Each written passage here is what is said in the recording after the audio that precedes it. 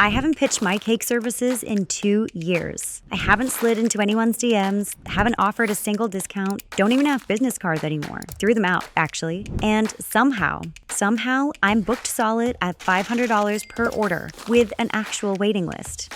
Not kidding. Today, I'm showing you my quote-unquote lazy marketing system that basically makes premium clients chase you instead of, the exhausting other way around where you're constantly hustling and feeling gross about it.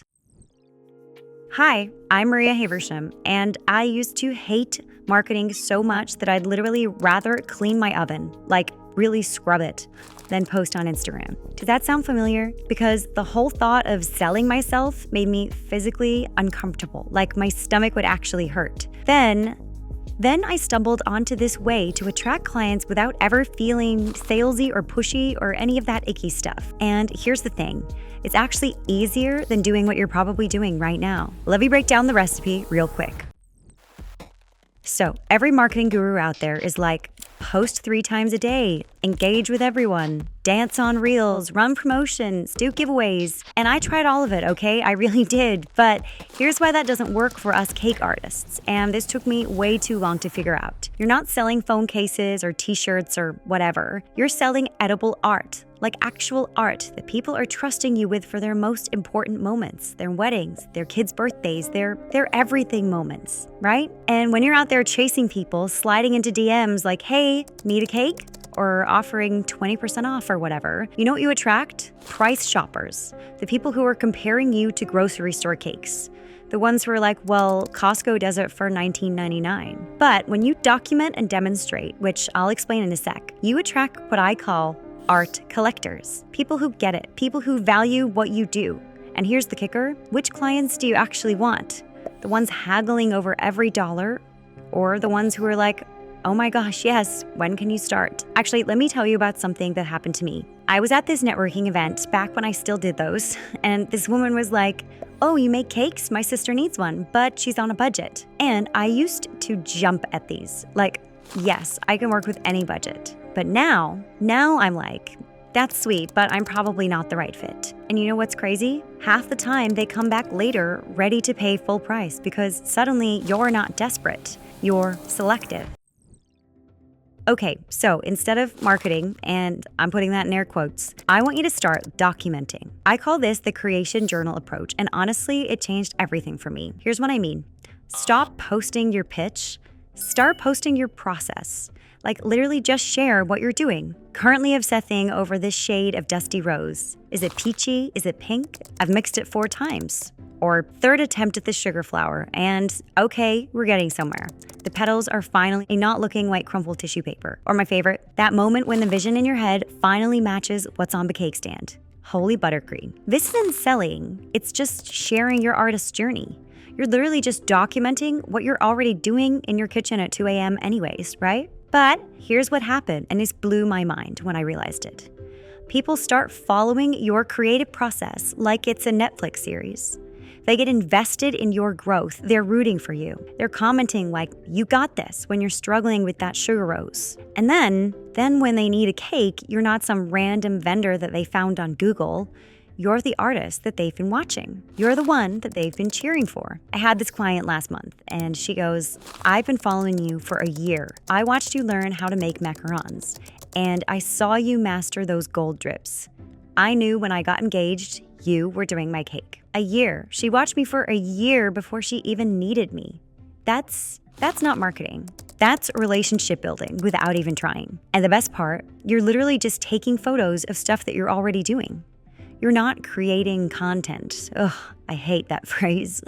You're just documenting your life, your real cake life. The victories, the disasters. Oh my gosh, post the disasters too. People love that. When my 3-tier collapsed last summer, that post got more engagement than any perfect cake I've ever shared. Now, this next part is going to sound counterintuitive, but stay with me here because this is the secret ingredient that most people miss. Make yourself slightly difficult to hire. I'm completely serious. Remove all of that DM for prices desperation from your bio. You know what I mean? That energy of like, please, anyone hire me. Instead, try this. Currently booking for March, application in bio. Application for cakes. Yes. And before you freak out, let me explain why this works. Like when ganache finally comes together after you think it's broken. Exclusivity creates desire. It's basic psychology. But we forget it when we're desperate for customers. When you make people apply, something magical happens. They convince themselves they want to speak with you before you've ever even spoken to them. They're literally selling themselves on hiring you while they fill out your form. My application, and you can totally steal this, asks just 3 main questions. Just 3. What's the story behind this cake? Not what flavor, not what size, the story. Then, why does the celebration matter to you? And finally, what feeling do you want your guests to have when they see this cake? By the time they submit the application, they've thought deeply about their event. They're connected emotionally to their cake. They basically planned out why you're perfect for them. And you haven't done anything except a Google form. That's it. Actually, you know what's funny? I used to have this whole pricing page, packages and the works. And now I have nothing, just an application form. And my close rate, meaning how many inquiries turn into actual orders, went from like 20% to 60%. 60%, because the people who take time to apply, they're already invested. Oh, and here's another thing no one tells you. When someone has to apply, they value what they get. It's like, okay, you know when you get into a really hard to get into restaurant, the food somehow tastes better? Same thing. When clients have to apply to work with you, they respect your time more. They don't haggle on price, and they actually show up to consultations prepared. Okay, this next part is my absolute favorite because it requires 0 extra work. Never ask for testimonials. Like never. Instead, create moments that generate them automatically. Here's exactly what I do, and I call this the reveal documentation. When clients come to pick up their cake, have your phone ready, not in like a weird, aggressive way, just ready. Record their reaction. That gasp when they first see it, that becomes your marketing. Their actual tears, because yes, people cry over cakes, that becomes your testimonials. Their, oh my God, this is absolutely perfect, becomes your social proof. And here's the thing, you don't even have to ask them to say nice things. Their genuine reaction is way better than any scripted testimonial. One time this mom literally dropped to happy tears when she saw her daughter's unicorn cake. That 15-second video brought me more clients than 2 years of professional marketing photos. Always ask permission to share, obviously, but you know what? Nobody has ever said no because people love being a part of this story. They love showing their friends. Look at this reaction to the cake I ordered. Let me tell you about something that happened last week. This couple ordered their wedding cake, and when they came in for the tasting, I always do reveals at tastings now too. The bride started crying, happy tears, but like really crying. And then she goes, "Can you send me that video?" She posted it herself with this long caption about following her dreams and finding the perfect vendor. And I didn't have to do anything. She sold 5 future brides on hiring me just by sharing her genuine emotion. Post these reactions with permission, always with permission, and let your clients sell for you. Because here's what I've learned. One genuine reaction video will outperform 100 posts about your skill. 100. People don't care that you can make Swiss meringue butterscreen. They care that you can make someone's mom cry happy tears. And the really lazy part, you're not creating content. You're not staging anything. You're literally just capturing a moment that's already happening. You're already there. They're already reacting. You just press record. So, why does this actually work? Like, what's really happening here? Let me not sugarcoat this next part. It's all about psychology. People want what they can't easily have. Period. It's human nature. When you're always available, always discounting, always desperate, you become the backup plan.